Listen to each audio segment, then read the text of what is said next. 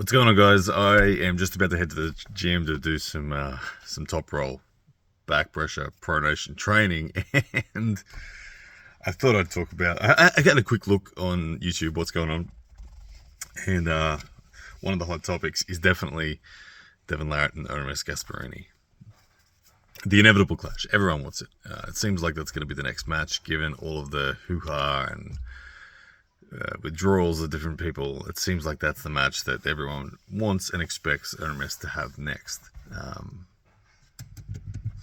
Look, how do I think it would go? I think that Ermes will be the favorite. I think he deserves to be the favorite. I think he's reached a level of fundamental strength through his bicep, his back pressure, and his wrist flexion that will make him the favorite. Now, Devon Larratt has a unique set of attributes compared to everybody else in the top 10 ranks in the world.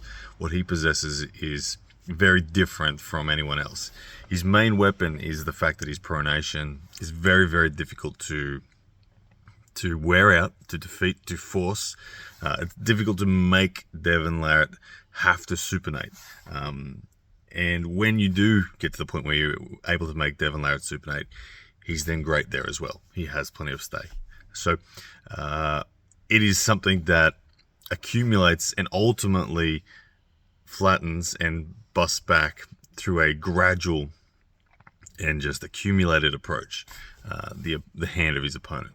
So Ermes Gasparini and Devon Larratt, really, it's pretty much down to the wrist flexion of Ermes going to survive more than the wrist rise and pronation of Devon Larratt. Therein lies the determining factor. There is, of course, a chain to it that will lead to, or that will support those movements. Obviously, like I said, the bicep of Ermes, immensely impressive. For Devon Larratt, he really is all in on rise and roll. But we know historically he does have shoulder commitment. We know historically that he can Dragon King's move and things like that. Now, the thing is, Ermes has there's a time in arm wrestling when hand control is where all the fight is. I do believe that hand control is the most substantial and impactful strength that any athlete can have. I think that it is when two guys are early in the sport, hand control will determine. When two guys are reasonably close, hand control will determine it. But the closer you get to the top of the human potential within the sport of arm wrestling, the less the differences are in hand. Now, and I think that just comes down to the fact that the hand and pronation and wrist rise, they're small muscles. They have relatively low. I mean, you're not going to be lifting any triple-digit numbers with a wrist rise or something like that, like utterly impossible. Where bicep curls and things like that, you're going to be doing much bigger compound movements, have more potential in them. So the thing is, Devon, I think, probably has the best pronation in the world. I think Devon has potentially the best wrist rise in the world, but that's between Ermes and Devon. And the thing is, when they're even, let's say their wrist rise is even, which I think in this case, it's fair to say that their wrist rise would be pretty damn even. The determining factor then moves down the chain.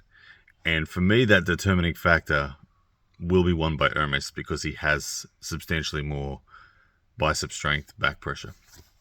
So I think that Ermes wins. If this match were to go down, I think Ermes wins.